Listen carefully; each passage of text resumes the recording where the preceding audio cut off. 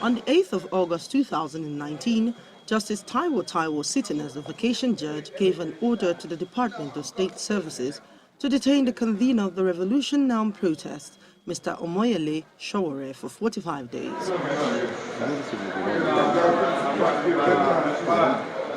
Immediately, his lawyer, Mr. Femi Falana, filed a bail application, but that was not heard. On Friday, September 20, 2019, the federal government filed a 7-count charge of treasonable felony and money laundering against the publisher of Sahara Reporters. The next day, Saturday, September 21st, the 45 days detention order expired. Today, September 24th, the Department of State Services approached the court with a motion seeking for 20 days extension of the detention order. But the applications were all withdrawn by both the prosecution and the defense counsel. This prompted Mr. Falana to ask for the release of his client, since there is no order of court keeping his client in custody.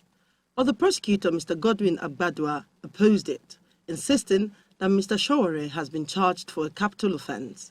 After a 30-minute stand-down, Justice Taiwo returned with a verdict.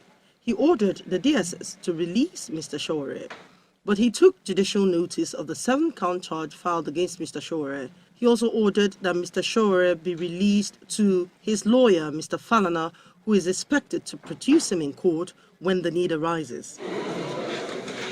He also ordered Mr. Sowore to deposit his travel documents with the Registrar of the Federal High Court within 48 hours of the order. While Mr. Falana is optimistic of his client's release, the prosecutor was not available for a reaction.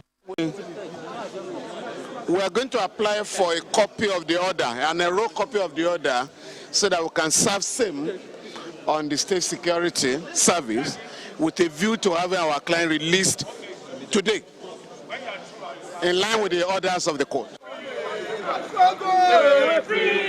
Mr. Sowore was picked up on the eve of his planned protest across the country with the hashtag Revolution Now. Amaka Okafor, Channels Television News.